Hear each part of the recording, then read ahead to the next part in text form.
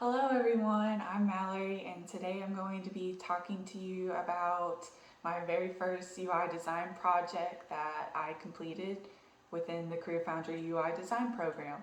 I'm not going to be presenting the project necessarily, more so we're going to take a look back on my first design project together and talk about what I like and what I dislike about the project and overall what I would do differently now that I am more experienced. So I thought this video would be fun to sort of look back on my very first project and see how much I've changed and grown and how I'm more experienced now. So let's go look at my project together and see what I did. So this is my first project. This is the title page of the project. It was for a vintage clothing mobile app. I think this title page is pretty good. It's pretty basic. It just has, the name of the product and a little tiny brief description of what it is, and then a few mock-ups. These mock-ups are okay. Well, I think I'll go in a little bit about the design later, but overall I think they're decent mock-ups of what you would expect from the vintage mobile clothing app. On the next page, I show the objective. So the objective for this project was to design the UI for the mobile version of the vintage clothing sales app with 3 key functionalities, which were to create a profile, upload items to sell, and leave reviews for other sellers.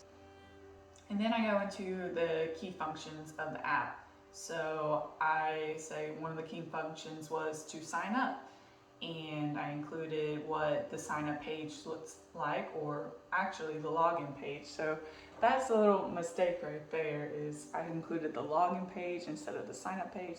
Pretty minor, but again. And then after that I put create a profile, which this is what the create a profile page would look like. You upload pictures of yourself and input your sizes so that you get recommended clothes that fit you. And then the next key function being to sell items and leave reviews.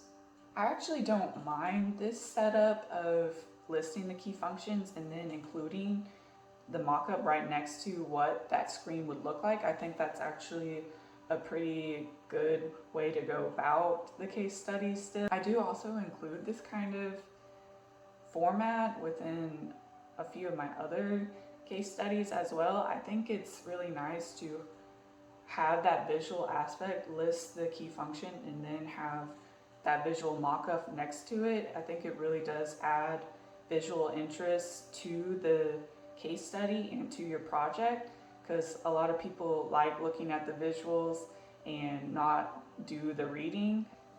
Now for the actual design of the product, there's a few things that I think kind of look silly or childish. I think the login text right here is a bit too large and kind of looks almost childlike.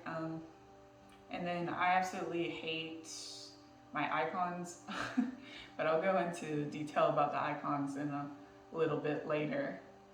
On the next screen, I had my mood board that I did for this project. This was more of a visual design project, so not much UX was going on in this project. It is mainly just UI and visual design. So keep that in mind, that there's not any user research. I did do competitive research when I created this project, so I did look at other competitors and did a competitive analysis.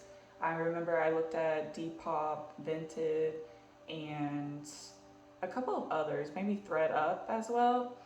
But I didn't include it in this case study for whatever reason, but I would have definitely included competitive research or some other UX within this project, which this might not be a big deal if you are going for more UI design roles, or this project was just visual design, just UI, then that's okay. But I would think like in order for this to be like a more complete case study, a more complete project, you would want to include some UX within that project.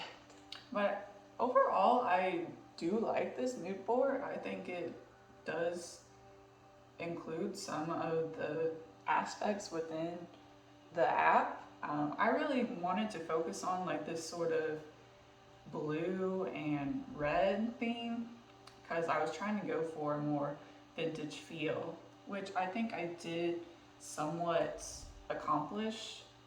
I think it could definitely be expounded upon. I'm not sure if I would go for these colors again. I do like the colors, I just think it doesn't necessarily go as well. And after the mood board, I did create this style guide. I would say more, not sure the style guide is necessarily complete, but I included the colors and of course their values down below. Again, I'm not sure if I would do these colors again. I would say I do like that I did put, you know, the H1, the H2, H3, H4 here. I think that's nice and should be included within a style guide. It just makes things clearer. I would, you know, include where you would use these headings, where you would use this body text, and also it only goes down to 18 pixels, which I find a little weird because even at heading 5 it says regular 20, and it definitely looks like the body text definitely looks bigger than the regular 20 pixels right here. So I don't know what's up with that, but it has to be incorrect. And the icons, I hated doing the icons. I actually created these icons myself, and I was trying to go for thinner lines, and I don't know why I went with thinner lines. I don't think it necessarily goes with that vintage feel or the mood board that I was trying to incorporate. But I would definitely like to work on creating my own icons more. I think that'd be a very unique skill, and honestly it's just kind of fun to do sometimes. And next we go into my low fidelity wireframes. I would say if I was doing this again, I would definitely create my low fidelity wireframes within a program. It's just easier that way. I might include like some initial hard sketches like this. I think that's kind of fun, but I definitely wouldn't make this own page about it. And with these, I would do a little bit more documentation to sort of explain some more of these elements within on the page rather than, oh, menu, logo, picture, header. Like, well, I'm not like actually pointing, oh, this is the logo, this is the menu, and that. So I think a little bit more documentation on the lo-fi might be nice. And now here we have my medium fidelity wireframes, which I think these are actually pretty nice. If anything, they're nicer than the high fidelity wireframes, which is kind of a little sad to say, but I think this is good. You can clearly see that these are input fields, and these are very high contrast CTA buttons. I actually really like these. And look at these icons down here at the bottom. Like, they just look 100 times better than the icons that I created, because I did not create these. And also there's just like little design aspects on this. I think I was using like 16 pixel on each side, and you can see that this message text needs to be moved down, and then these icons need to move over and not be right on the line. I also like that within these wireframes, I did include like this to be highlighted, this to be highlighted.